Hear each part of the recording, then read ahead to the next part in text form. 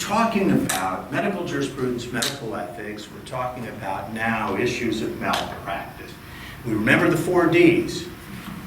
Is there a duty? Was there dereliction of the duty? Was the dereliction of the duty the direct causation of the damages? Before a duty attaches, before a duty lies, there has to be a patient-physician relationship established first. What are issues with regard to malpractice? We worry about the impact it has on our practice, hence we carry malpractice insurance, and we'll be talking about that in slides yet to come. And what is the idea behind malpractice? The idea behind the insurance is to protect our wallets. Yes, because what we don't want to have happen is our wallet and our practice, we don't want it burnt up and set on fire. So that is the key. We want to be sure that everything is safe. When we think about malpractice, what are we thinking about? We're thinking about injury to an individual who is coming to us as a patient. And we want to practice to the best of our abilities. We want to be the best physician we can be because we want to provide the best care. We do not want to commit errors. And we remember there are 2 types of errors.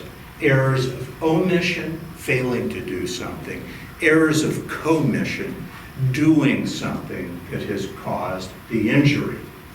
We know that errors also fall into a bigger category of errors in fact and errors in judgment. Errors in fact, we know, are the acts of omission and commission. Error of judgment, we have gathered all the relevant information. We have done the best we can, and then we put it into the bank of our brain, and we came up with a treatment approach. And we're exercising our judgment. What is the best treatment approach here? We engage in it, and what if things still go awry? It is easier to defend an error in judgment than it is an error in fact. So we keep that in mind because we want to perform, again, not just to the best of our ability, but we want to keep in mind what do other practitioners do as well, and for so long as what they're doing is competent and good, then we want to hold ourselves to the standard of a competent, well-trained physician and clinician, similarly situated to ourselves. Now, we're going to use this rope to help illustrate. So if I may, don't know if we'll be able to reach completely. May I hand you one end of that rope? Thank you. Yes, and I'll hand you that end. And I just want you both to gently tug on that rope to illustrate. The rope is exactly what it is, a piece of rope. It doesn't stretch. It is a piece of standard clothesline is what it is. And I have a pair of scissors. I thank you both for your help. I will borrow this back, and I want to illustrate the effectiveness of these scissors.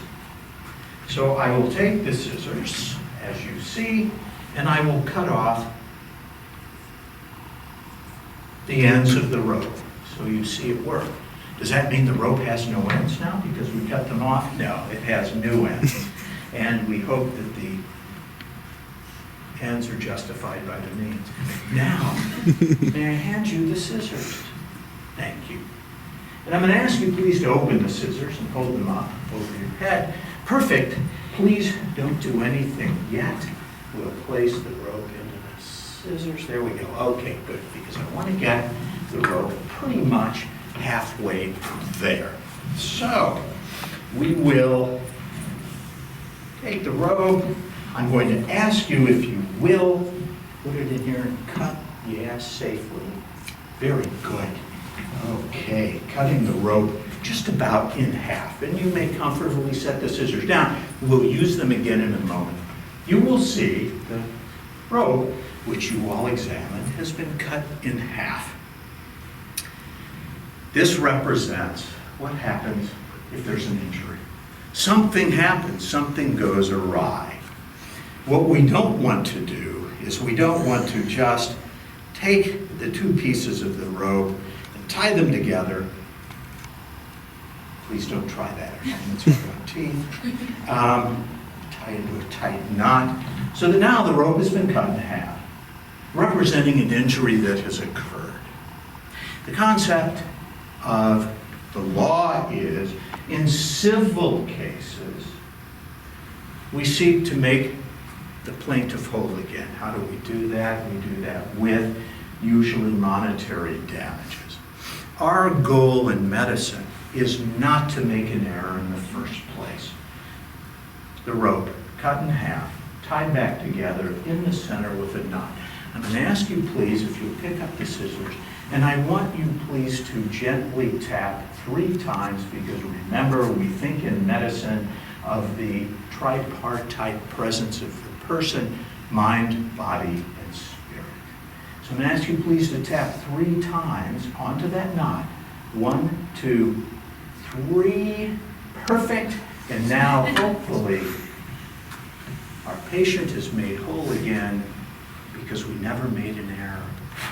And just like that, we get the rope back solid as it began. Thank you. Thank you.